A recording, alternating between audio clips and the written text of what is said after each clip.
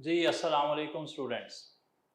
Last lecture है हमारा इस हिस्से का C5 का। C5 के लास्ट लेक्चर में जैसा कि मैंने लास्ट टाइम आपको बताया था कि हम बात करेंगे हाफ लाइफ की और उसके बाद वाले जो टॉपिक्स हमारे रह गए हैं।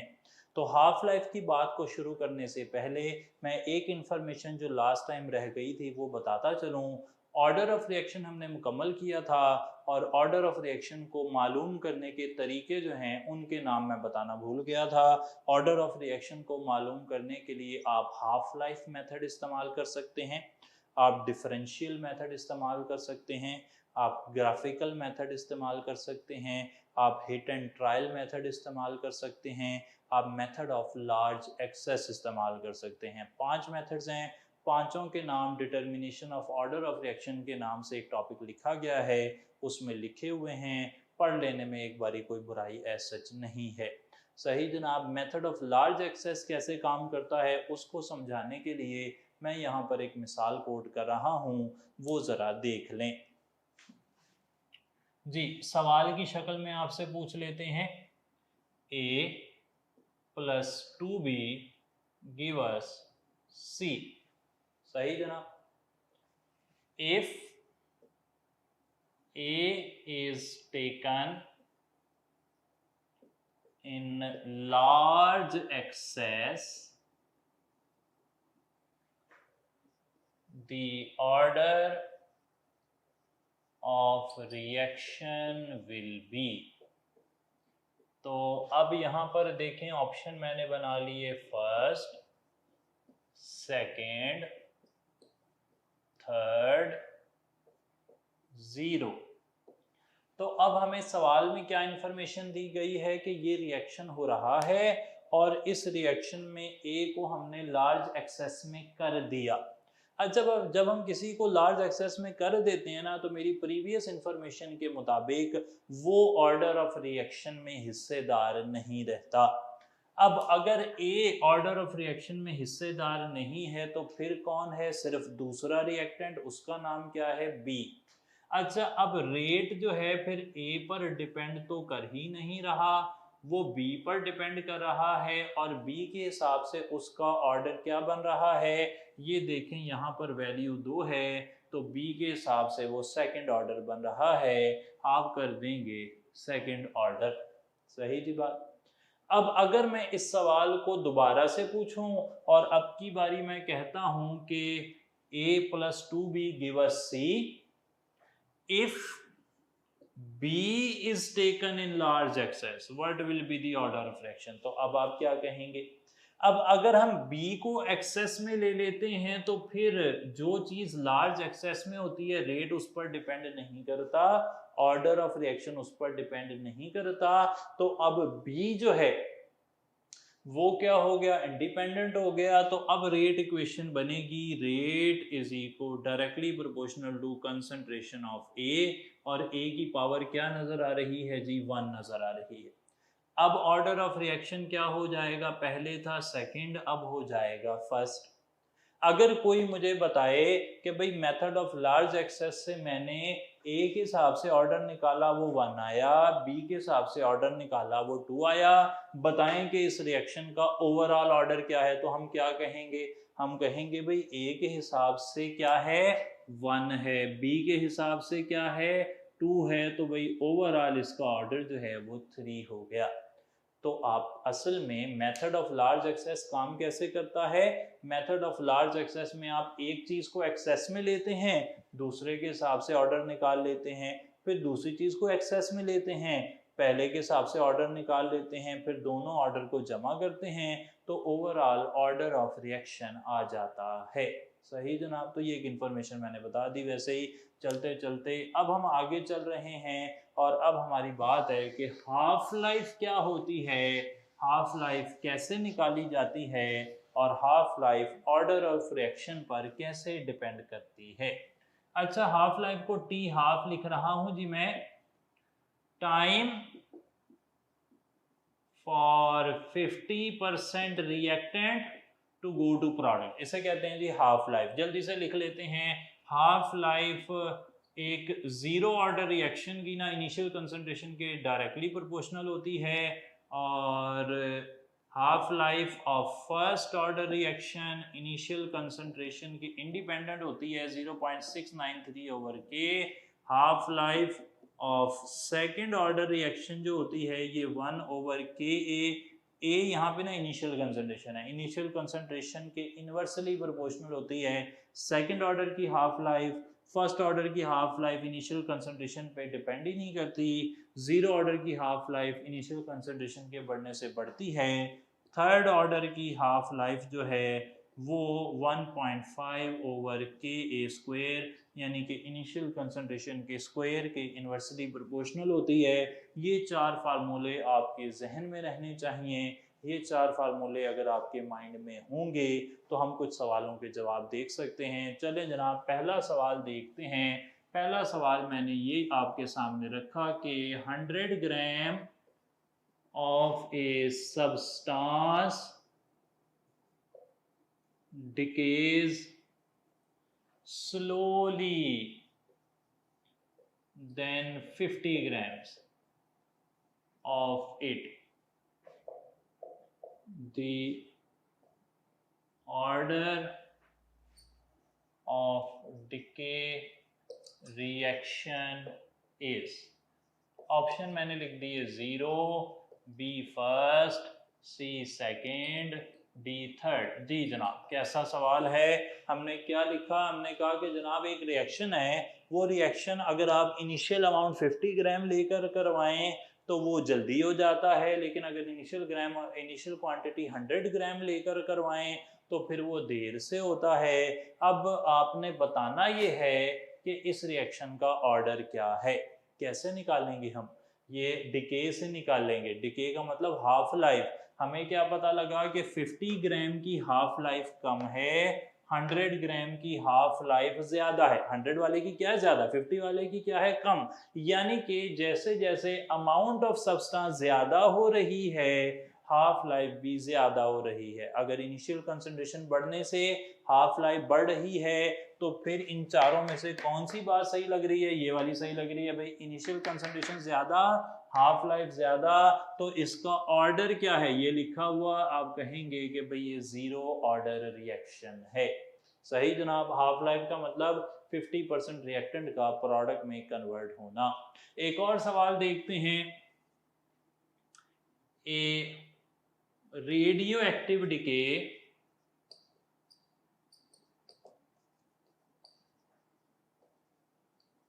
takes 48 minutes to go from 100 ppm to 25 ppm.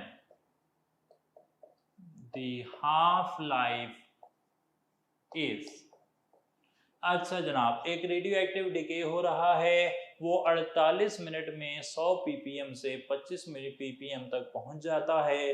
आपने बताना है कि इस रेडियो एक्टिव डिके की जो हाफ लाइफ है वो कितनी है। 48 मिनट्स है, 36 मिनट्स है, 24 मिनट्स है, 12 मिनट्स है। अच्छा यहाँ पे अब मैं एक इंफॉर्मेशन साथ साथ देता चलूं।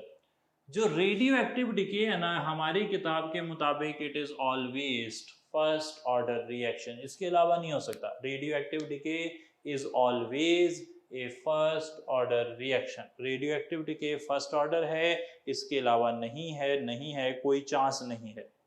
अच्छा अब जब radio active decay first order है तो इसकी जो हाफ लाइफ है वो इनिशियल कंसंट्रेशन पे डिपेंड नहीं करती। इसका क्या मतलब, इसका मतलब ये कि 100 ppm से 50 ppm पर आने में जितना टाइम लगेगा 50 ppm से 25 ppm पर आने में भी उतना ही टाइम लगना है, ज्यादा टाइम या कम टाइम नहीं लगना। जितना टाइम 100 से 50 में, उतना 50 से 25 में। कौन से ऑर्डर रिएक्शन के लिए? फर्स्ट ऑर्डर रिएक्शन के लिए। फर्स्ट ऑर्डर रिएक्शन के लिए जितनी पहली हाफ लाइफ होती है उतनी ही दूसरी हाफ लाइफ होती है, उतनी ही तीसरी हाफ लाइफ होती है, उतनी ही चौथी हाफ लाइफ होती है, एंड सो ऑन। सही है जनाब। तो हाफ लाइफ के बारे में अब हमें पता लग गया कि भाई 100 से 50 पर आया, एक हाफ लाइफ गुजरी, 50 से 25 पर आया, दूसरी हाफ लाइफ गुजरी। कितनी हाफ लाइफ गुजर गई? दो हाफ लाइफ का टोटल टाइम कितना है? 48 मिनट है। सही है राजी, 48 मिनट। दो हाफ लाइफ का टाइम कितना है? 48 मिनट। तो एक हाफ लाइफ का टाइम कितना होगा जी? 24 मिनट होगा। देखें बड़ा सीधा सा काम था। एक हाफ लाइफ का टाइम हो गया 48/2, 24 मिनट हो गया। सही है जनाब। तो इस तरीके से आप जवाब निकाल सकते हैं। उम्मीद है ये आपने बात फॉलो कर ली होगी। अब चलते हैं आगे और एक और बात देखते हैं। एक और सवाल देख लेते हैं जी जनाब। For first order reaction dash changes with time. अच्छा, वक्त गुजरने के साथ साथ फर्स्ट ऑर्डर रिएक्शन के लिए इनमें से कौन सी चीज चेंज हो रही होगी? क्या ऑर्डर वक्त गुजरने के साथ साथ चेंज होता है, या के वक्त गुजरने के साथ साथ चेंज होता है, या यूनिट्स ऑफ के वक्त गुजरने के साथ साथ चेंज होते हैं, या रेट ऑफ रिएक्शन वक्त गुजरने के साथ साथ चेंज होता है? ये सवाल अब आपसे हमने पूछा है। एक फर्स्ट ऑर्डर रिएक्शन हो रहा है जी, वक्त गुजर रहा है 1 minute, 2 minute, 5 minute, 10 minute, 15 minute.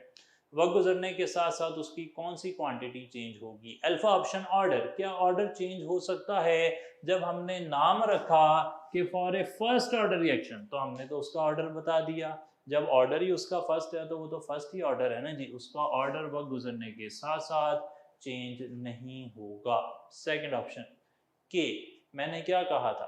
के रेट पर डिपेंड नहीं करता, के रिएक्टेंट की कंसंट्रेशन पे डिपेंड नहीं करता, के प्रोडक्ट की कंसंट्रेशन पे डिपेंड नहीं करता, के किसी चीज़ पे भी डिपेंड नहीं करता, सिर्फ एक चीज़ पे डिपेंड करता है और वो है टेम्परेचर। यहाँ पे टेम्परेचर चेंज नहीं दिखाया कहीं पे भी, कोई भी सिम्टम ऐसा नहीं है, तो के तो चेंज नहीं होगा।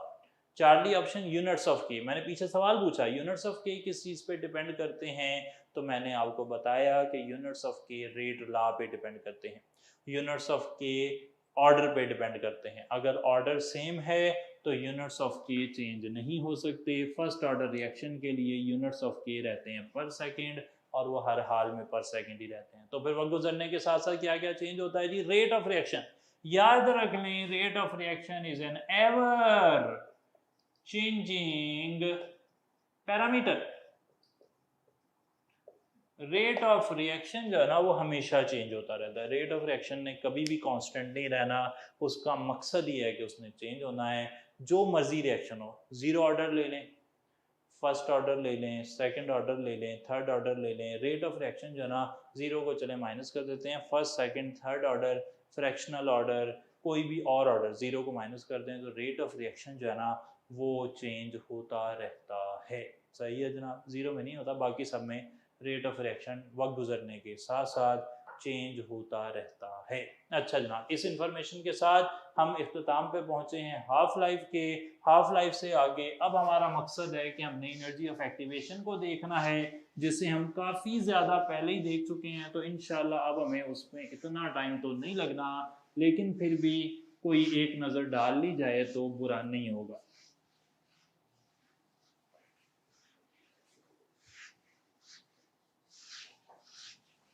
जी, energy of activation.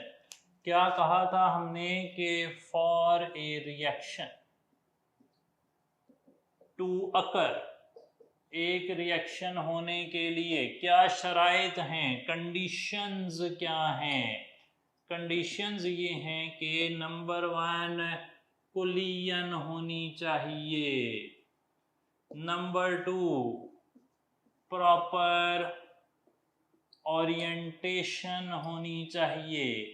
Proper orientation का मतलब ये है कि अगर ए बी से रिएक्ट करना चाह रहा है तो ए और बी में कोलिजन होनी चाहिए।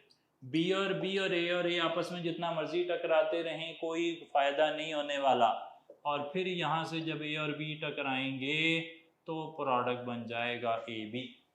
कुछ एनर्जी चेंजेस भी देख लें, जब ये इस हालत में होते हैं ना तो इनकी काइनेटिक एनर्जी ज़्यादा होती है और इनकी पोटेंशियल एनर्जी की कोई ख़ास वैल्यू होती है, लेकिन जब ये करीब आते हैं इस सिचुएशन में तो इनकी काइनेटिक एनर्जी लो हो जाती है, इनकी हरकत तकरीबन स्लो हो जाती है। इसे कहते हैं एक्टिवेटेड कॉम्प्लेक्स, और यहाँ पर इनकी पोटेंशियल एनर्जी हाई हो जाती है। याद रहे एक्टिवेटेड कॉम्प्लेक्स की पोटेंशियल एनर्जी सबसे ज़्यादा रहेगी। इसके बाद फिर ये चले जाते हैं इस हालत में, फिर से काइनेटिक एनर्जी ज़्यादा हो जाती है और पोटेंशियल एनर्जी एक ख़ास तब्दीली उसमें आती है, वो कंपाउंड से कंपाउंड में वेरी करती है। इसलिए आप देख सकते हैं कि मैं डेफिनेट लिखता हूँ पोटेंशियल एनर्जी के साथ काइनेटिक एनर्जी फॉर श्योर है कि पहले भी ज़्यादा थी, बाद में भी ज़्यादा है, दरमियान में कम है, लेकिन पोटेंशियल एनर्जी पहले कितनी थी और बाद में कितनी थी ये ज़रा रेलेवेंट है, इसलिए हम इनके साथ डेफिनेट लिखते हैं। लेकिन एक बात पक्की है कि जब भी एक्टिवेटेड कॉम्प्लेक्स बनेगा तो पोटेंशियल एनर्जी ज़्यादा ही रहेगी। अच्छा, प्रॉपर ओरिएंटेशन का मतलब पता लग गया जी कि ए ने बी से टकराना है तो ए को बी से टकराना चाहिए, ना कि ए आपस में ए से टकराता रहे। और तीसरी शर्त क्या है कि एनर्जी ऑफ एक्टिवेशन होनी चाहिए, यानी कि टकराते हुए एनर्जी ऑफ एक्टिवेशन हो। अगर एनर्जी ऑफ एक्टिवेशन नहीं होगी, एनर्जी ऑफ एक्टिवेशन ना हुई तो बाउंस बैक हो जाएंगे मॉलिक्यूल, टकराकर वापस चले जाएंगे, प्रोडक्ट नहीं बनाएंगे। जितनी इंफॉर्मेशन, ये छोटी छोटी इंफॉर्मेशन, मैं फिर से कह रहा हूँ, मेरी बात को आप लिख लें, पल्ले बांध लें कि जो भी बात यहाँ पर की जाती है चाहे वो बहुत जल्दी कर दी जाए, 1 सेकंड में की जाए या उससे भी कम अरसे में की जाए, आपने उसे लिख लेना है, उसको पॉन्डर करना है, अंडरस्टैंड करना है। वही बात आ जाती है जिसे सबसे कम अहमियत दिया होना वही पेपर में आ जाती है।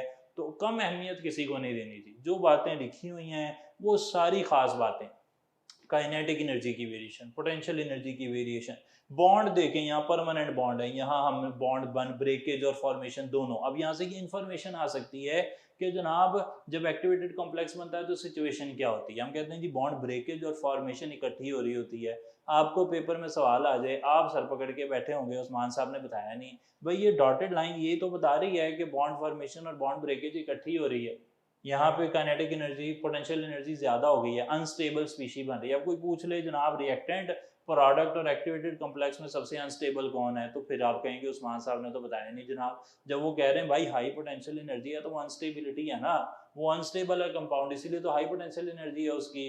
तो इस तरह की बातें आप मिस करते हैं, गलती करते हैं, और फिर परेशानी हमें बन जाती है कि जनाब सवाल का जवाब नहीं हमने बताया। तो सवाल के जवाब दिए जाते हैं सारे अक्सर, माशाल्लाह अभी तक तो वैसे ही अच्छा चल रहा है काम, लेकिन आमतौर पे जो MCAT का पेपर है उसमें जो छोटी छोटी बातें हम यहाँ पे कर रहे होते हैं ना वो आपको पेपर में आ रही होती हैं, और आप उस पर ना इतना ज़्यादा एम्फेसाइज नहीं कर रहे होते, आप कॉन्सेप्ट के पीछे नहीं जा रहे होते, कॉन्सेप्ट के पीछे भागना पड़ेगा थोड़ा सा, फिर मामला हमारे बेहतर होंगे। अच्छा जनाब, ये सारी सिचुएशन क्लियर करने के बाद मैं चलता हूँ 2 ग्राफ पर। अब ये ग्राफ हम पहले भी बना चुके हैं तो जल्दी से बना लेंगे। आप फौरन से सोच लें कि कौन सा एक्सोथर्मिक का ग्राफ है, कौन सा एंडोथर्मिक का ग्राफ है। उम्मीद है सोच लिया होगा जी आपने। मैं आपकी जो सोच है उसी को यहाँ पे जाहिर कर दूँ। ये एंडोथर्मिक रिएक्शन का ग्राफ है, ये एक्सोथर्मिक रिएक्शन का ग्राफ है। यहाँ पर ग्राफ ऐसे चलता है, यहाँ पर ग्राफ ऐसे चलता है, यहाँ पर पोटेंशियल एनर्जी है वाई एक्सिस पर, यहाँ पर कोर्स ऑफ रिएक्शन कह लें एक्स एक्सिस पर, कोई मसला नहीं है। अब यहाँ से आती है अहम इंफॉर्मेशन, ये है एनर्जी ऑफ एक्टिवेशन और ये है एंथैल्पी। सही जनाब, ये है energy of activation of forward reaction. Reverse reaction की एनर्जी ऑफ एक्टिवेशन ये रही जनाब। तो यहाँ से मैंने आपको बता दिया, इंफॉर्मेशन दे दी। इंफॉर्मेशन ये है कि एंडोथर्मिक रिएक्शन में फॉरवर्ड रिएक्शन की एनर्जी ऑफ एक्टिवेशन बराबर होती है रिवर्स रिएक्शन की energy of activation plus delta H के। सही जना। Energy of activation of forward reaction में energy of activation of reverse reaction plus delta H, इन दोनों का सम इसके बराबर होगा। इसी तरीके से एक्सोथर्मिक रिएक्शन में ये है energy of activation of forward reaction, ये है energy of activation of reverse reaction, और ये क्या है, ये डेल्टा एच है। तो याद रहे एक्सोथर्मिक रिएक्शन में energy of activation of reverse reaction is equal to energy of activation of forward reaction plus delta H. ये एक फार्मूला हमने नया डिवाइस कर लिया, हालांकि पहले भी ये फार्मूला हमें पता ही था, आप डायग्राम से रोज देखते थे, लेकिन आपको देखकर शायद ना पता लग रहा हो, तो मैंने इसलिए लिख दिया कि ये जो वैल्यू है टोटल एनर्जी, ये इन दोनों एनर्जीज के सम के बराबर है, और ये जो वैल्यू है टोटल एनर्जी, ये इन दोनों वैल्यूज के सम के बराबर है। कोई गलती अब आपसे मैं एक्सपेक्ट नहीं करूंगा। इस चैप्टर के टेस्ट में बहुत टाइम हमने इसमें लगाया है, और बहुत टाइम लगाने के पीछे जो वजह है वो ये है कि इसमें जो बारीकियां हैं वो आप तक पहुंचाई जाएं। चलें जनाब, अब कुछ सवाल देखते हैं, और उसके बाद फिर कैटालिसिस, उसका एक ओवरव्यू ही देखना है, वहाँ पे सारी बेसिक बातें ही हैं। जी जनाब, तो हम आगे चल रहे थे, कुछ बात चल रही है कैटालिस्ट की। एक ग्राफ हम पहले बना लेते हैं क्योंकि उससे रेलेवेंट भी कुछ सवाल हैं हमारे पास। तो ये ग्राफ दोबारा से अभी जो मैंने बनाया था उसे रीड्रा कर रहा हूँ, लेकिन अब हमने इसमें कैटालिस्ट भी ऐड कर दिया है। मान लें कि हमारे पास एक एंडोथर्मिक रिएक्शन है जिसमें रिएक्टेंट सबसे नीचे हैं, प्रोडक्ट थोड़े से ऊपर हैं, और उससे ऊपर यहाँ पर कहीं हमारे पास रिएक्शन का एक्टिवेटेड कॉम्प्लेक्स बनता है। रिएक्टेंट एनर्जी एब्जॉर्ब करते हैं, एक्टिवेटेड कॉम्प्लेक्स बनाते हैं, और फिर प्रोडक्ट बना देते हैं। ये एक्टिवेटेड कॉम्प्लेक्स उस वक्त बना था जब कोई कैटालिस्ट नहीं डाला गया था। अब हमने ये किया कि हमने इसमें कैटालिस्ट डाल दिया। कैटालिस्ट क्या होता है, is a species that alters rate of reaction, जो रिएक्शन की रफ्तार को तब्दील कर देता है। आमतौर पर कैटालिस्ट रिएक्शन की रफ्तार को बढ़ाते ही हैं, लेकिन कम भी कर सकते हैं, इसलिए हमने यहाँ पे वर्ड आल्टर लिखा है। अब जब हम कैटालिस्ट डालेंगे ना तो फिर रिएक्शन के हालात ऐसे हो जाएंगे, ये देखें। अब रिएक्शन के अंदर जो एक्टिवेटेड कॉम्प्लेक्स बन रहा है, वो एक्टिवेटेड कॉम्प्लेक्स जो विद कैटालिस्ट बन रहा है, आप देख सकते हैं कि उसकी एनर्जी कम है। तो एनर्जी ऑफ एक्टिवेशन जो कि विदाउट कैटालिस्ट थी वो ज्यादा थी, और energy of activation with catalyst वो क्या है जी, कम है। याद रख लें ये इन्फॉर्मेशन जहन नशीन रखनी है, बिल्कुल इसे आपने भूलना नहीं है कि कैटालिस्ट जो है वो दो काम करता है। कैटालिस्ट दो काम कौन से करता है, एक ये energy of activation of reaction को कम करता है, energy of activation of reaction को कम करता है। दूसरा, ये रिएक्शन के होने के लिए एक अल्टरनेट मैकेनिज्म दे देता है, अल्टरनेट मैकेनिज्म दे देता है। इस बात को समझते हैं ज़रा। आप ऐसे समझें कि आप घर में जो है कमरे में बैठे हैं, और आपने कमरे से फॉर एग्ज़ाम्पल आपने सफ़र करना है किसी जगह पर, और वो जगह जो है वो आपके घर से 5 किलोमीटर दूर है। आप उस जगह पर जाना चाह रहे हैं, और आप उस जगह पर जाने के लिए इस्तेमाल कर रहे हैं, पैदल ही जा रहे हैं, कोई आप कन्वेंस इस्तेमाल नहीं करते, आप वहाँ पर जाते हैं। तो आपके जाने का जो टाइम है ना, आपके जाने के लिए जो रास्ता है वो आपका पहला रास्ता है, वो लंबा रास्ता है, वो विदाउट कैटालिस्ट आप वहाँ तक जा रहे हैं। अब आप इरादा बनाते हैं कि मैंने यहाँ से वहीं 5 किलोमीटर दूर जाना है, लेकिन मुझे टाइम कम लगाना है। तो अब इसके लिए आप क्या करेंगे, आप कैटालिस्ट इस्तेमाल कर लेंगे। कैटालिस्ट क्या होगा, कैटालिस्ट कोई मोटरसाइकिल हो सकती है, कोई साइकिल हो सकती है, कोई गाड़ी हो सकती है, या कोई और कन्वेंस हो सकती है जिससे आप ये फासला जल्दी तय करेंगे। सही हो गई थी बात। अब जल्दी तय करने से क्या होगा, आपका टाइम जो है वो कम लग जाएगा। अब टाइम कम लगा कैसे? अब आपने एक अल्टरनेट रूट लिया, एक नया रास्ता लिया, नया रास्ता टाइम को कम कर रहा है। अगर आप उसी रास्ते से जाते, पैदल ही जा रहे होते, तो फिर आपको तकरीबन उतना ही टाइम लगता। जब तक मैकेनिज्म चेंज नहीं होगा तब तक आपका जो फासला है वो उसमें कमी नहीं आएगी, एनर्जी इफेक्टिवेशन उतनी ही लगेगी। सही जनाब। कहते हैं लोग ऐसे कि अगर आप वही काम करेंगे जो आपने पहले किए थे तो आपको वही रिजल्ट मिलेंगे जो आपने पहले हासिल किए थे। तो जब तक आप काम चेंज नहीं करेंगे, जब तक मैकेनिज्म चेंज नहीं करेंगे, तब तक रिजल्ट भी चेंज नहीं होंगे।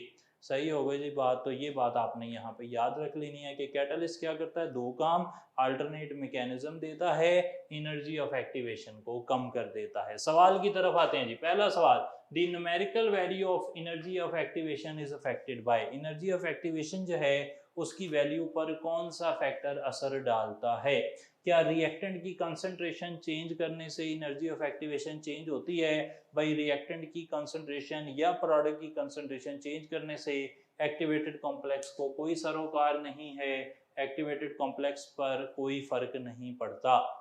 टेम्परेचर, क्या टेम्परेचर चेंज करने से एनर्जी ऑफ एक्टिवेशन चेंज होती है? नहीं जी। मेरा ग्राफ मुझे ये बता रहा है कि अगर मैं टेम्परेचर चेंज करूंगा तो ऐसे मॉलिक्यूल्स, ऐसे नंबर ऑफ मॉलिक्यूल्स जिनके पास एनर्जी ऑफ एक्टिवेशन है वो ज़्यादा हो जाएंगे, लेकिन एनर्जी ऑफ एक्टिवेशन की वैल्यू जितनी पहले थी अभी भी उतनी ही रहेगी, तो टेम्परेचर भी असर नहीं डालता।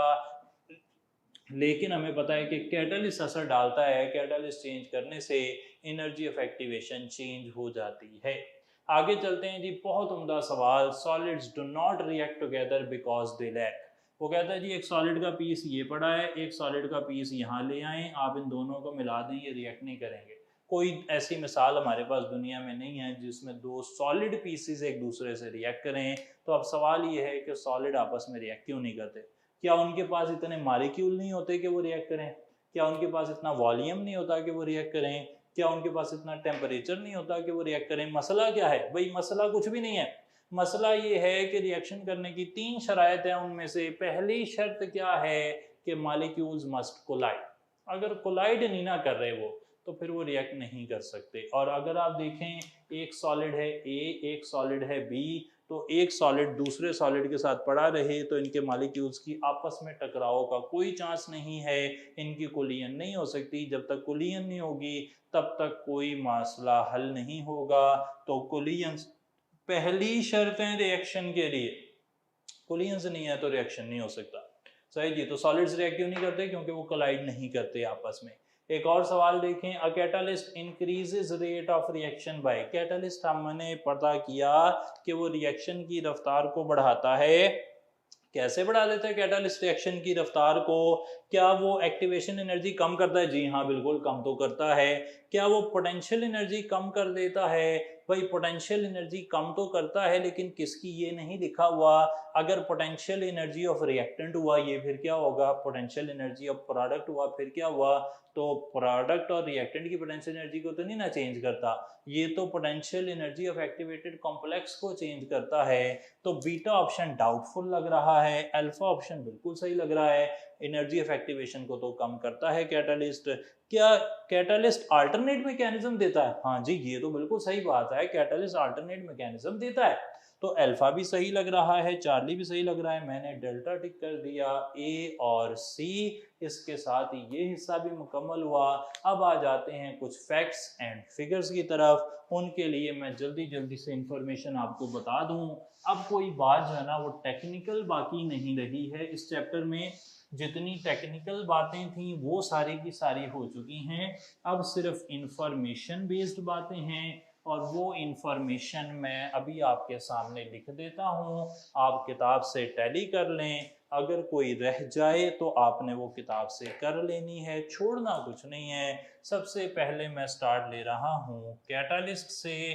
कैटालिस्ट एक रिएक्शन करवाता है, और कैटालिस्ट क्या करता है? इट अल्टर्स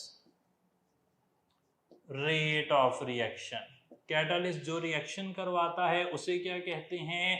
कैटालाइसिस कहते हैं।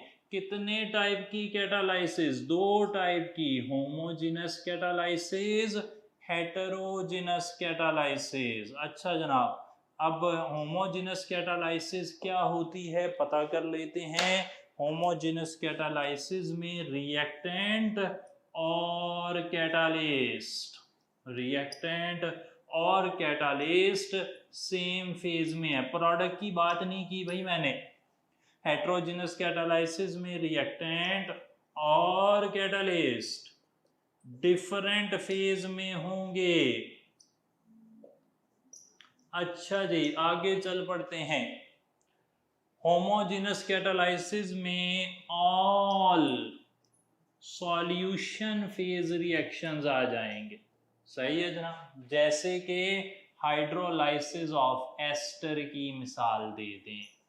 हाइड्रोलाइसिस ऑफ एस्टर की मिसाल इसमें है। सॉल्यूशन में जितने भी रिएक्शन है, जारी बात है कि सारी चीज़ें सॉल्यूशन फेज में हैं, तो ये होमोजेनस कैटालिसिस की मिसाल होगी। बिल्कुल इसी तरीके से अगर आप सल्फर डाइऑक्साइड और ऑक्सीजन को मिलाकर सल्फर ट्राइऑक्साइड बना रहे हों NO गैस की मौजूदगी में, तो ये भी होमोजेनस कैटालिसिस है। इस रिएक्शन का नाम जो है इसे कहते हैं लेड चैम्बर प्रोसेस। ये भी सल्फ्यूरिक एसिड बनाने के लिए इस्तेमाल होता है, लेकिन ज़्यादा कौन सा इस्तेमाल होता है? कॉन्टैक्ट प्रोसेस, जिसके अंदर 2SO2 ऑक्सीजन से मिलते हैं वेनेडियम पेंटाऑक्साइड की मौजूदगी में और बनाते हैं SO3। रिएक्शन का नाम क्या है जी? कॉन्टैक्ट प्रोसेस है। इसके अलावा हेट्रोजिनस कैटालिसिस में आप हाइड्रोजिनेशन, फॉर एग्जांपल इथीन को अगर आप हाइड्रोजन से मिला दें, प्लाटिनम की मौजूदगी में इथेन बन जाएगा। तो ये भी एक हेट्रोजिनस कैटालिसिस है, जिसमें रिएक्टेंट जो हैं वो गैस फेज हैं और जो कैटालिस्ट है वो सॉलिड फेज में है। इसके बाद आगे चलते हुए हमने बात करनी है कि कैटालिस्ट की कुछ प्रॉपर्टीज क्या क्या हैं। कैटालिस्ट की कैरेक्टरिस्टिक्स, नंबर 1 स्पेसिफिक होता है। सही जी। दूसरी बात, फास्ट रिएक्शन करवाता है।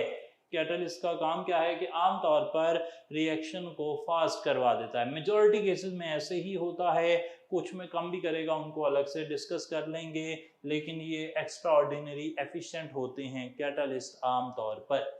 कैटलिस्ट स्मॉल अमाउंट में चाहिए होता है। हाइड्रोजन और ऑक्सीजन के रिएक्शन के लिए प्लाटिनम की 1 ग्राम मिकदार चाहिए, वो मिसाल आपने नोट कर लेनी है। कैरेक्टरिस्टिक्स ऑफ एंजाइम, कैटालिस्ट के अंदर जो जो पॉइंट्स हैं उनको मैं यहाँ पे समराइज कर रहा हूँ। उनमें अगर कोई एग्जांपल है, जैसा कि मैंने कहा कि हाइड्रोजन के 2.5 डेसीमीटर क्यूब और ऑक्सीजन के 1.25 डेसीमीटर क्यूब को रिएक्शन करवाने के लिए 1 ग्राम प्लाटिनम चाहिए, तो ये इंफॉर्मेशन आपको याद रखनी पड़ेगी। Catalyst can start A reaction and cannot start a thermodynamically not feasible reaction। अच्छा, अब ये बात जाना जरा समझ लें। मैंने कहा catalyst can start A reaction, फिर मैंने लिखा catalyst can not start A reaction. ये क्या मतलब? भाई ऐसा रिएक्शन जो कि थर्मोडायनेमिकली फिजिबल है, जो हो सकता है, तो वो कैटालिस्ट की मदद से कैटालिस्ट उसे स्टार्ट भी करवा सकता है और उसे प्रोसीड भी करवा सकता है। लेकिन अगर एक ऐसा रिएक्शन है जो थर्मोडायनेमिकली फिजिबल ही नहीं है, जो हो ही नहीं सकता, जिसका होना एनर्जी वाइज बहुत ज़्यादा नुकसानदेह है, तो फिर वो रिएक्शन कैटालिस्ट भी नहीं करवा सकता। कैटालिस्ट एक ऐसे रिएक्शन को करवा सकता है जो कुछ ना कुछ होना चाह रहा हो, यानी कि उसकी एनर्जी ऑफ एक्टिवेशन थोड़ी सी ज़्यादा है, उसने थोड़ी सी कम कर दी, मसला हल हो गया। लेकिन ऐसा रिएक्शन नहीं करवा सकता कि जिसके लिए एनर्जी ऑफ एक्टिवेशन जो है वो हज़ारों किलो जाउल हो, तो कैटालिस्ट जो है ना उसे भी स्टार्ट करवा दे, तो उसे स्टार्ट नहीं करवा सकता। Catalyst has its own limitations. Catalyst भी एक हद तक ही काम करता है। मिसाल के तौर पे आप कहते हैं कि आप जो एक रॉकेट है उसके नीचे लगा दें फ्यूल का पंप और वो उड़ जाए और वो उड़कर ज़मीन से बाहर चला जाए, तो वो आप उसे ज़मीन से बाहर तक तो भेज सकते हैं, लेकिन फिर भी एस्केप वेलोसिटी नहीं आप उसे दे सकते। एस्केप वेलोसिटी किसी किसी को मिलेगी। तो कैटालिस्ट हर चीज़ को नहीं रिएक्शन करवा सकता, सिर्फ वही रिएक्शन करवा सकता है विच आर थर्मोडाइनमिकली फिजिबल, जो हो सकते हैं उन्हें करवा सकता है, जो नहीं हो सकते उन्हें नहीं करवाता। अच्छा, कैटालिस्ट के लिए एक मसला है पॉइजन। Poison डीएक्टिवेट्स catalyst. सही जनाब, पॉइजन क्या करता है, वो डीएक्टिवेट कर देता है कैटालिस्ट को। और किस तरह करता है, बाय रिएक्शन। पॉइजन ये करेगा कि रिवर्सिबल या इरिवर्सिबल रिएक्शन कर लेगा कैटालिस्ट से। कैटालिस्ट जो है ना, वो इस तरह उसकी सतह पे कुछ पोर्स होते हैं जहाँ पे उसने आग रिएक्टेंट को जोड़ना होता है और जोड़कर फिर वो उससे प्रोडक्ट बनाता है। अगर ये हिस्सों पर, इन स्पॉट्स पर पॉइजन आ जाएगा तो फिर रिएक्टेंट के जुड़ने की जगह नहीं रहेगी और इस तरीके से जो कैटालिस्ट है वो डीएक्टिवेट हो जाएगा। कैटालिस्ट के जो हमारे पास पॉइजन है उनकी अगर बात की जाए तो आर्सेनिक या आर्सेनिक ऑक्साइड जो है वो कांटेक्ट प्रोसेस के लिए पॉइजन है, और इसी तरीके से कार्बन मोनोऑक्साइड जो है वो हाबर्स प्रोसेस के लिए पॉइजन शो किए गए हैं। अच्छा, पॉइजन के बाद अगर बात करें तो कुछ चीजें ऐसी होती हैं जो एक्टिवेटर होती हैं। एक्टिवेटर क्या करते हैं, प्रोमोट कैटालिस्ट, वो कैटालिस्ट की एक्टिविटी को बढ़ा देते हैं। ये मिसाल आपके सामने है, इथीन प्लस ऑक्सीजन से बन रहा है एसीटल्डिहाइड। यहाँ पे पैलाडियम क्लोराइड के साथ जो क्यूपरस क्लोराइड डाला हुआ है, ये है हमारा एक्टिवेटर या प्रोमोटर। ये सेकंड ईयर पेज नंबर 232 से निकाली गई मिसाल है। अच्छा जनाब, आपने अगर ये हिस्सा नहीं लिखा था तो आप रोककर वीडियो को दोबारा से लिख सकते हैं। हम आगे चल रहे हैं। एक्टिवेटर के बाद अब हमने बात करनी है कि कुछ होते हैं नेगेटिव कैटालिस्ट। अच्छा, अब ये नेगेटिव कैटालिस्ट क्या होते हैं? नेगेटिव कैटालिस्ट में मिसाल दी है टेट्राइथाइल लेड फॉर पेट्रोल। ये क्या करते हैं, ये रेट ऑफ रिएक्शन को कम कर देते हैं। नेगेटिव कैटालिस्ट रिएक्शन की रफ्तार को कम करते हैं। पेट्रोल ना सेल्फ इग्निशन की तरफ, ऑटो इग्निशन की तरफ जा सकता है जिससे नॉकिंग होती है। टेट्राइथाइल लेड क्या करता है, इस रिएक्शन को रिटार्ड कर देता है, स्लो कर देता है, जिसकी वजह से ऑटो इग्निशन या प्री इग्निशन ऑफ फ्यूल नहीं होती, फ्यूल ज़ाया नहीं होता, इंजन नॉकिंग नहीं होती, फ्यूल एफिशिएंसी बढ़ जाती है। इसके अलावा एक और होते हैं ऑटो कैटालिस्ट।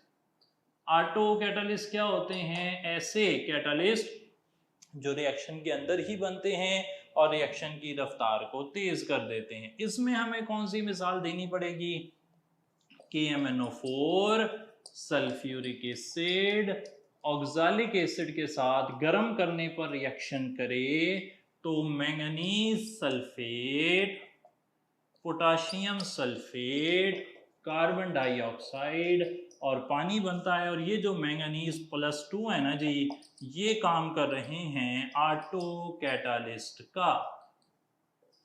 सही जनाब, ये ऑटो कैटालिस्ट आप देख सकते हैं कि सिर्फ इंफॉर्मेशन है, लेकिन मैं फिर भी बोर्ड पर लिख इसलिए रहा हूँ कि आप ऐसा ना समझें कि शायद इसकी कोई कम अहमियत है। अहमियत बड़ी ज़्यादा है, इसलिए भी ज़्यादा है कि मान लें अगर पूरी सेकंड ईयर और फर्स्ट ईयर में से एक सवाल एग्जामिनर आपसे पूछे और उसमें पूछे कि आप ऑटो कैटालिस्ट की कोई एक मिसाल दें, तो इतने सारे डाटा में से एक मिसाल चुनकर माइंड में लेकर आना ये बहुत ही मुश्किल काम होगा।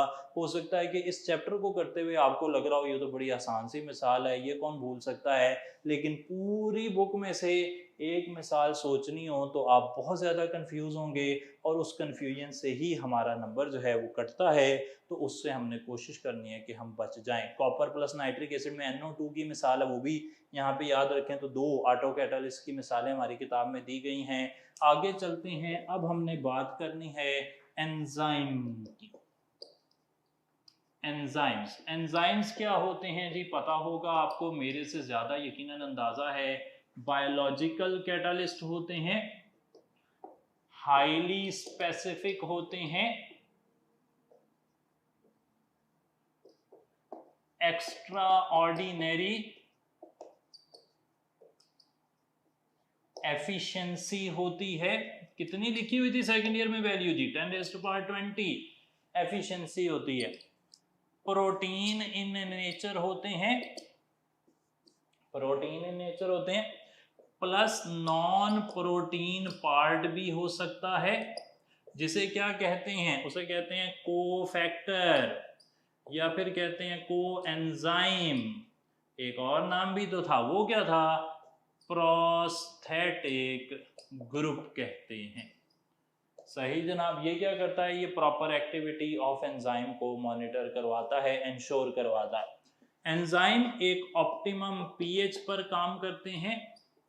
ऑप्टिमम पीएच सलाइवरी अमाइलेज के लिए 6.2 से 6.4 से 6.9 लिखी हुई है। पेप्सिन की आपको 3 पता है। एक ऑप्टिमम टेम्परेचर पर काम करते हैं और ह्यूमन बॉडी के लिए वो 37 डिग्री सेंटीग्रेड है। अगर टेम्परेचर ऑप्टिमम टेम्परेचर से बढ़ जाएगा तो एंजाइम इनएक्टिव हो जाएंगे, डीनेचर हो जाएंगे, खराब हो जाएंगे। याद रहे कि ऑप्टिमम पीएच से नीचे जाते हैं आप तो एंजाइम इनएक्टिव हो जाते हैं, ऑप्टिमम टेम्परेचर से ऊपर जाते हैं आप तो फिर डीनेचर हो जाते हैं। नीचे अगर जाएं तो वो इनएक्टिव हुए हैं, तबाह नहीं हुए उस तरह, अगर थोड़ा सा ठंडा भी हो जाए टेम्परेचर, लेकिन अगर आप ऊपर चले जाएं तो फिर वो डीनेचर हो जाते हैं, प्रोटीन का स्ट्रक्चर ख़राब हो जाता है। और आप जानते हैं कि प्रोटीन का स्ट्रक्चर उनकी फंक्शनिंग के लिए बहुत ज़्यादा अहम है। और इसके लिए एंजाइम की एक्टिविटी कैसे एक्सप्लेन होती है? लॉग एंड की मॉडल से एक्सप्लेन होती है। एक पर्टिकुलर लॉग एक पर्टिकुलर की को खोलता है, ये है सबस्ट्रेट, ये है एंजाइम, आएगा और बनेगा एंजाइम सबस्ट्रेट कॉम्प्लेक्स और फिर बनेगा एंजाइम वापस और प्रोडक्ट बन जाएगा। सही है जी। ये इंफॉर्मेशन भी आपके पास है। इसके अलावा एक इंफॉर्मेशन और रह गई, वो लिख देता हूँ। और वो इंफॉर्मेशन ये है कि अगर एक ही मॉलिक्यूल पर अलग अलग कैटालिस्ट काम करें तो जो प्रोडक्ट होंगे वो भी अलग अलग होंगे। सही जनाब। ये मिसाल आ सकती है आपको। तो अब जितनी भी बात थी जो कि हमारे चैप्टर में मौजूद थी वो मैंने आपके सामने कर दी है। अब इसके अलावा कोई बात, कोई इन्फॉर्मेशन ऐसी नहीं है जो मिसिंग हो। इसमें हमने कोई सवाल आपसे नहीं पूछे ख़ास, उसकी वजह मैंने बता दी कि इस डायरेक्ट इन्फॉर्मेशन है आपके पास। जो इन्फॉर्मेशन जितनी ज़्यादा आप तक पहुंच जाए उतना अच्छा है, ताकि कोई चीज़ आपके बिहाफ पे ना रह जाए कि आपको उसे करना पड़े। मैंने कोशिश की है कि तमाम तर इन्फॉर्मेशन आपके साथ डिस्कस कर लूँ। इसके अलावा भी अभी भी हम ये नहीं कहेंगे कि हम जो ना बिल्कुल परफेक्ट हमने काम कर दिया। हालांकि हमने जब सेकंड ईयर पढ़नी है तो उसमें हम एंजाइम का टच करेंगे, साथ देखेंगे उसमें भी कुछ ना कुछ उसकी बात। लेकिन अगर आप अभी से कोशिश करें, सेकंड ईयर का जो एंजाइम का टॉपिक है जिसमें आइसो एंजाइम लिखे हुए हैं, जिसमें लिखा हुआ है कि क्रोम ऑक्सीडेज के अंदर आयरन प्लस तो जो आयरन का आयन है वो काम कर रहा है एज को फैक्टर, या फिर मैग्नीशियम है ग्लूकोज 6 फॉस्फेटेज में काम कर रहा है, जिंक है कार्बोनिक एनहाइड्रेज में काम कर रहा है, NAD काम कर रहा है। तो इस तरह के जितने भी को फैक्टर या को एंजाइम लिखे हुए हैं, एंजाइम्स की क्लासिफिकेशन है, 6 क्लासेस हैं, उन्हें भी देखें। तो इस तरह की चीज़ें आपको देखनी पड़ेंगी, उसके बगैर ना अच्छा नहीं चलेगा काम हमारा। तो अभी तक की बात सारी हमारी डिस्कशन कंप्लीट हो गई है।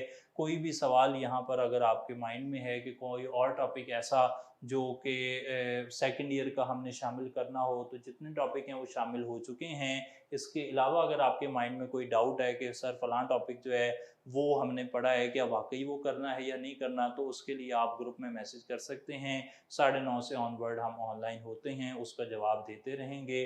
जो भी इशू आपके माइंड में उभर रहा है उसको ध्यान में रखें। अगर कोई बात रह गई होगी, मुझे माइंड में आती है, तो मैं भी आपके साथ डिस्कस कर लूँगा। चलें, अब कोई सवाल अगर एक दो फिर भी पूछ लिए जाएं तो अच्छा ही रहता है। देखते हैं एक दो सवाल। जी जनाब।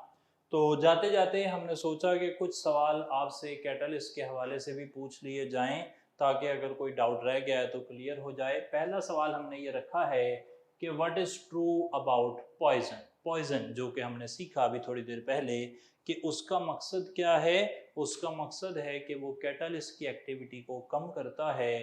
तो अब हमने देखना है कि पॉइजन ये काम करता कैसे है। क्या पॉइजन एक्टिवेशन एनर्जी को चेंज करता है, या प्रोडक्ट को चेंज करता है, या रिएक्टेंट को चेंज करता है, या फिर कैटलिस्ट को चेंज करता है। तो हमने क्या सीखा, हमने सीखा था कि पॉइजन का काम है कैटलिस्ट के साथ जाकर मिल जाना, उसको रिएक्ट कर लेना उससे, और रिएक्ट करके वो जो एक्टिव साइट्स हैं उन्हें ब्लॉक कर देना। और जब एक्टिव साइट्स ब्लॉक हो जाएंगी तो फिर रिएक्शन कैसे होगा। सही है जनाब। तो यहाँ से हमने सीखा कि पॉइजन जो है वो एक्टिवेशन एनर्जी या रिएक्टेंट या प्रोडक्ट को कुछ नहीं कहता, बल्कि भाई वो तो सीधा जाके कैटालिस्ट पर ही असर डाल देता है। सही जनाब। आगे चलते हैं। पॉइजन अफेक्ट्स कैटालिस्ट बाय, पहली बात तो सही हो गई कि पॉइजन कैटालिस्ट पर असर डालता है, लेकिन भाई डालता कैसे असर, ये भी तो पता लगे। क्या पॉइजन कैटालिस्ट पर इस तरह असर डालता है कि वो रिएक्टेंट से रिएक्ट कर जाता है, या प्रोडक्ट से रिएक्ट कर जाता है, या कैटालिस्ट जो है उसकी एक्टिविटी को बढ़ा देता है, या फिर पॉइजन कैटालिस्ट से रिएक्ट कर जाता है। क्या लगता है आपको, हमने क्या सीखा है। हमने सीखा है कि पॉइजन अभी मैंने बताया कैटालिस्ट से जाके जुड़ जाता है, रिएक्ट कर जाता है, एक्टिव साइट को ब्लॉक कर देता है। एक्टिव साइट ब्लॉक हो गई, रिएक्शन हो गया, तो अब मामला आगे नहीं चल सकता। अब मामला आगे कैसे चले, कैटालिस्ट की तो सरफेस ही ब्लॉक हो गई, उसे तो पॉइजन ने कवर कर लिया। तो भाई कैटालिस्ट दोबारा से देख लें कि पॉइजन कैटालिस्ट से रिएक्ट करके उसे खराब करता है। आगे चल पड़ते हैं। कैटालिस्ट का काम क्या है, चार ऑप्शन लिखे हमने। कैटालिस्ट प्रोडक्ट की कंसंट्रेशन कम करता है, नहीं जी रिएक्शन तो आगे की तरफ जा रहा है, प्रोडक्ट की कंसंट्रेशन तो बढ़ रही होगी। कैटालिस्ट एक्टिवेशन एनर्जी को बढ़ाता है, नहीं जी कैटालिस्ट का तो काम है एक्टिवेशन एनर्जी को कम करना। Catalyst decreases rate of reaction, क्या कैटालिस्ट रिएक्शन की रफ्तार को कम करता है, नहीं भाई अक्सर तो कैटालिस्ट रिएक्शन की रफ्तार को बढ़ाता ही है, कभी कभार कम भी कर देता है, चले वो भी है, लेकिन ज्यादातर तो नहीं ना करता। मेजॉरिटी इज अथॉरिटी, आमतौर पर वो रेट ऑफ रिएक्शन को कम नहीं करता। Catalyst time needed for reaction completion को डिक्रीज करता है। सही जी। क्या ऐसा है, बिल्कुल ऐसा ही है। कैटालिस्ट का काम क्या है कि वो time needed for reaction completion को डिक्रीज कर दे, यानी कि रिएक्शन जो पहले 10 मिनट में हो रहा था उसे 5 मिनट में करवा दे, 5 मिनट वाले को 2 मिनट में करवा दे, 4 घंटे वाले को 1 घंटे में करवा दे। ये है कैटालिस्ट का काम। आखिरी सवाल है जनाब, an activator of iron in Haber's process. Haber's process में हमने सीखा था कि जो आयरन है उसका पॉइजन कौन है, CO। अब सवाल ये है कि उसका एक्टिवेटर कौन है। तो याद रख लें कि एल्यूमिनियम ऑक्साइड, क्रोमियम ऑक्साइड और रेयर अर्थ ऑक्साइड सब के सब आयरन के एक्टिवेटर हैं हाबर्स प्रोसेस में। इसी तरीके से हाइड्रोजीनेशन जो है ना जी, उसके अंदर निकल के लिए टेलुरियम जैसी जो मेटल्स हैं वो काम करती हैं, किसका, एक्टिवेटर का या प्रोमोटर का। तो एक्टिवेटर या प्रोमोटर में ये मिसालें रह गई थी, उन्हें मैंने इस तरह सवाल की शक्ल में आपके सामने रख दिया। इसके साथ ही हमारा C5 मुकम्मल होता है जी। अगली बारी इंशाल्लाह आपके साथ पहले डिस्कशन के साथ बात होगी, उसके बाद हम चलेंगे केमिकल इक्विलिब्रियम की तरफ, फिर इलेक्ट्रोकेमिस्ट्री है, उसके साथ इंशाल्लाह हमारा फर्स्ट ईयर का जो भी काम है वो मुकम्मल हो जाएगा। थैंक यू सो मच जी, बहुत शुक्रिया। अस्सलाम वालेकुम।